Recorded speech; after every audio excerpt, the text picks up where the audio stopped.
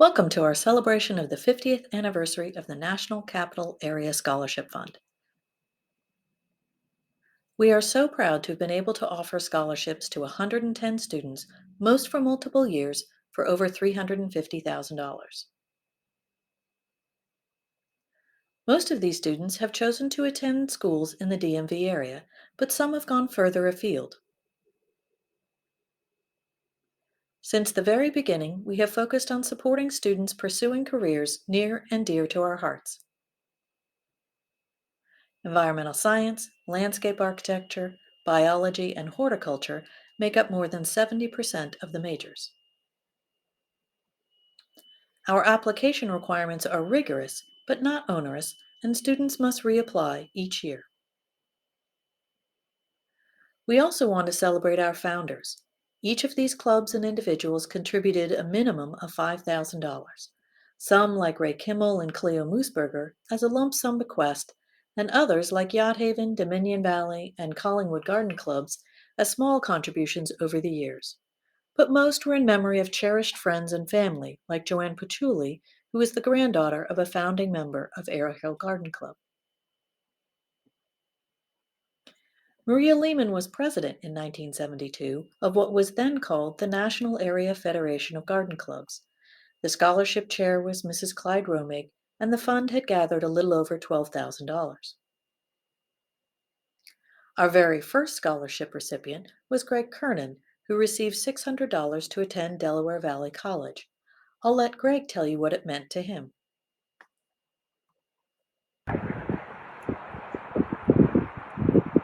Hi folks, this is Greg Kernan, former recipient of the Ray Kimmel Scholarship here at Arlington National Cemetery, one of the places I worked during my career.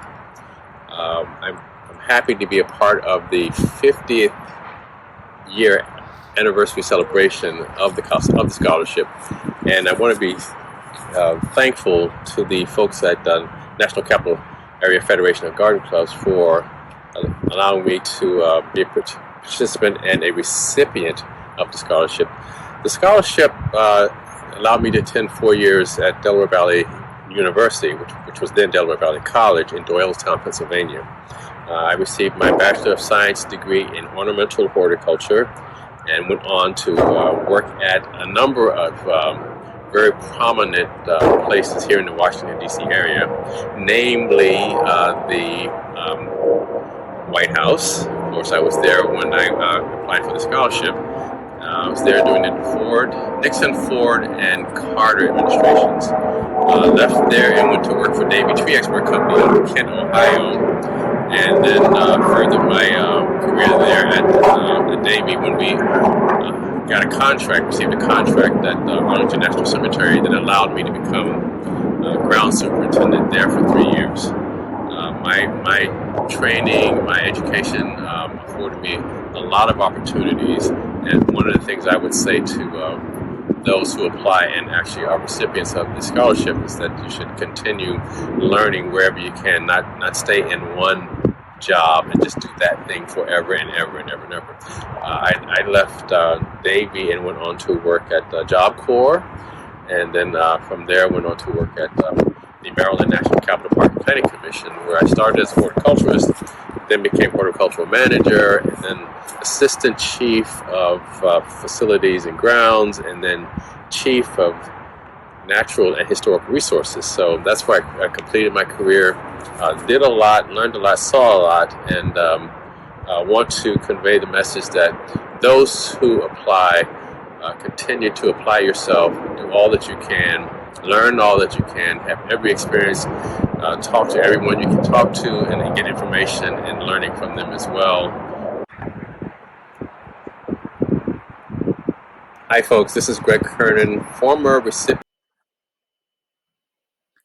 The early 1970s were the beginnings of our national focus on environmental issues and a time when women were finding diverse roles in the workplace.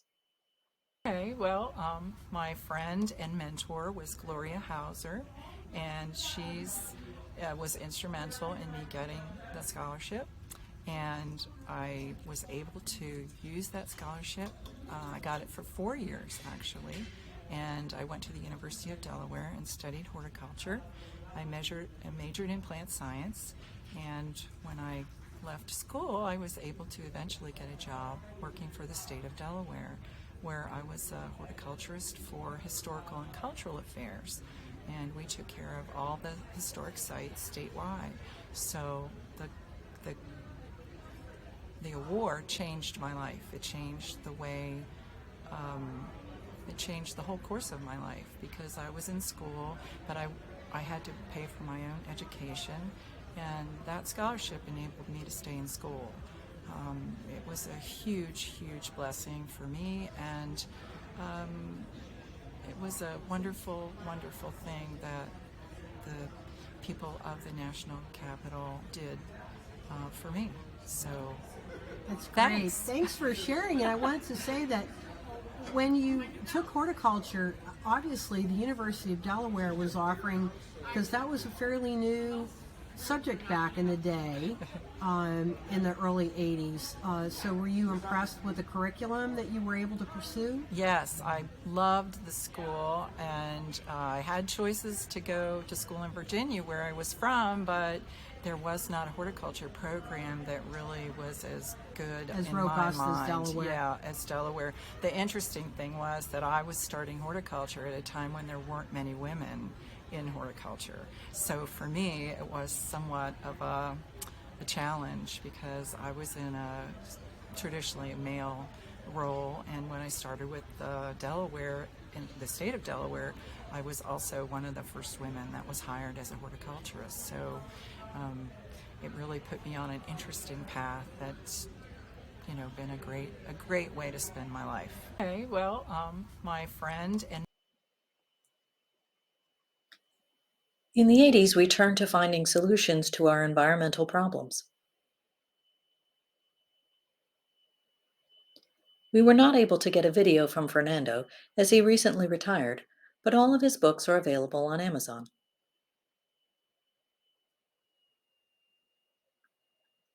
The 90s saw further understanding and acceptance of environmental issues.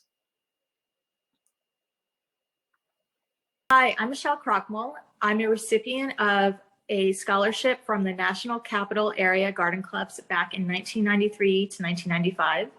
I'm an architect in Brooklyn, New York, and I have my own architecture firm called Filament Architecture Studio, where I design a lot of residential renovations, including co-ops, townhouses, and some commercial work like restaurants and offices. I was really fortunate to receive the scholarship. At the time, my father was pretty ill, and getting to college was a little bit of a challenge that I was not planning for. So the money I received really helped out for buying supplies for school.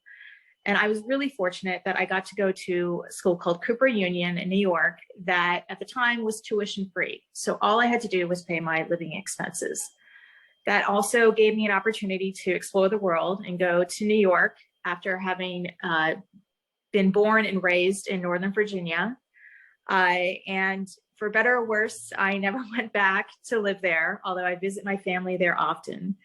I grew up gardening with my dad in the backyard. We had a lot of space, and we grew all sorts of vegetables. And we also had an apple tree, a peach tree, and I loved actually growing flowers. I always insisted that we have a few sunflowers.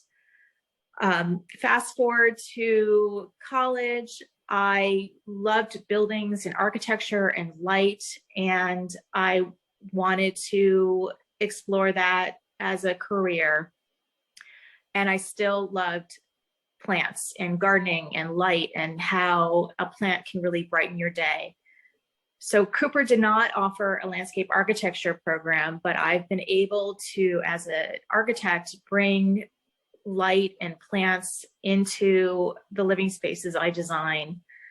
Being in New York, a lot of my clients don't have outdoor space, but they do have abundant indoor plants everywhere. We often actually incorporate places for my clients to have their plants into the design of the spaces, just like you would a a TV, or a work area. For my townhouse clients, including myself, I try to bring in a lot of natural light so you don't have to use electricity during the day, which is one, great for the environment, but it's also beneficial to your health and well-being. And they also have a lot of houseplants. It has become a really important part of the culture here in New York, and I'm sure all of the United. Hi, I'm Michelle Crockmull. I'm a recipient. Sherry Freer was unable to provide a video due to health issues, but still wanted to share her experiences with master planning and historic landscapes, plus her dedication to public service.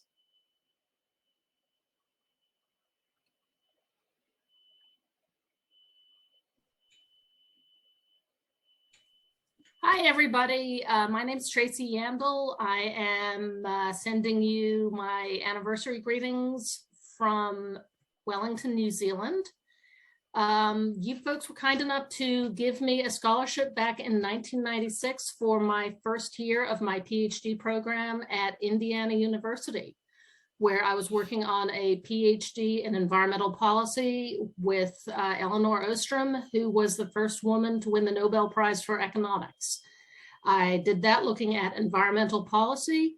I then got a job in Georgia at Emory University in an environmental sciences department, where I was tenured, and I taught and researched environmental policy for about 20 years. Last year, I did a big career change, and the family and I moved to New Zealand, where I'm now a senior policy advisor with the Ministry of Transportation, and I'm doing exciting work there, looking at decarbonizing the transportation sector. Basically, we are looking at ways to bring New Zealand close to its carbon emissions goals and trying to reach zero carbon emissions, and transportation is going to be a huge part of that. So we're looking at phasing out internal combustion engines and all kinds of exciting things. So that's the work I'm doing. And in my spare time, I am volunteering with the Friends of the Tawa Bush Reserve, where I am helping to grow baby trees and baby bushes that will one day be back again in the native bush and helping the local ecosystem and helping the birds. So it's been a great run, and I couldn't have done it without you folks. So thank you very much.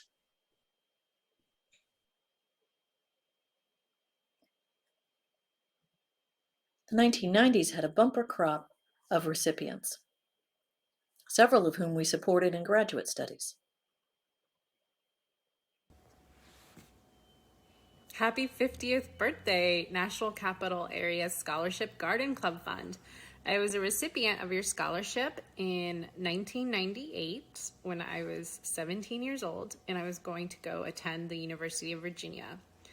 Now, like 17-year-olds, I didn't really know what I was going to do, but I thought, hey, maybe international environmental law was something I might be able to do. Well, I majored in politics. I decided I'm going to become a diplomat. And then I went to work for the DoD. When I graduated, 9/11 had already happened, so the Department of Defense, the military were all ramping up.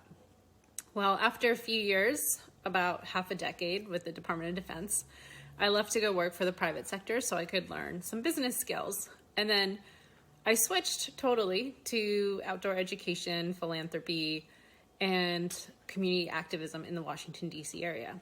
So college did play a major part in my career. When I was in college, I became a wilderness search and rescue volunteer. So I learned all about wilderness first aid, wilderness medicine, map and compass navigation, how to survive, the 10 essentials. And that was so critical for me because I realized I love being in the outdoors. I love doing the volunteer work of, looking for people who are looking for a good time or a fun time outside. And unfortunately, due to various factors, needed help. And then I realized, well, how about the other side? Like, how does the outdoors help me? When I was in the DoD, I took up rock climbing outside very actively and mountaineering. I went on a lot of hikes, and that really helped me get through some really stressful times. So now I'm a regional leader for the US's largest co-op called REI, and I provide outdoor education and guiding to thousands of participants in this area. I've also helped establish a nonprofit that teaches leadership to underserved youth in economically disadvantaged countries.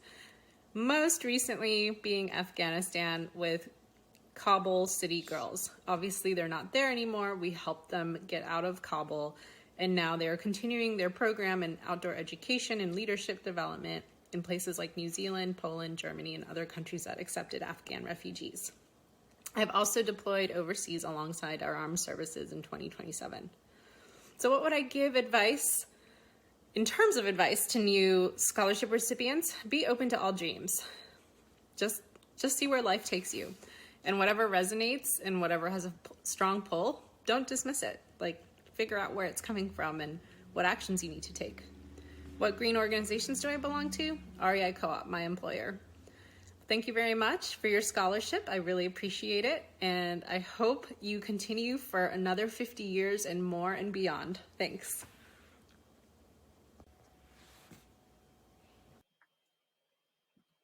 As you have already seen, many of our recipients have gone on to accrue career awards, even at young ages. For this brief message about how the National Capital Area Garden Club Scholarship Fund helped me. It was a great stepping stone to start my college career at Villanova University in Pennsylvania and allowed me to pursue a career in civil and environmental engineering, where I focused on our built environment and all things surrounding us. I'm currently a project manager for Whiting Turner, and we design and build buildings throughout the DC metro area as well as throughout the United States with over 50 offices and nearly 5,000 employees. The National Capital Area really allowed me to step into this role of focusing on our built environment and our surroundings, and it's made me understand and be cognizant that our environment and our resources are limited and that we must work in every way possible to preserve it. I'm involved in several volunteer activities, including Engineers Without Borders, where I go to developing countries, including in Central America, where I've done potable water projects and landscaping projects and helped build libraries. So all of these things have been possible through the scholarship fund, obviously, as well as through other funding that I've received, and really helped me to focus and value what we have here and our precious resources and how they're limited. I sincerely thank the National Capital Area Garden Club, and I wish all of you future success in your endeavors. For this brief message about how the National Capital Area. This century has brought ever more international focus to environmental issues.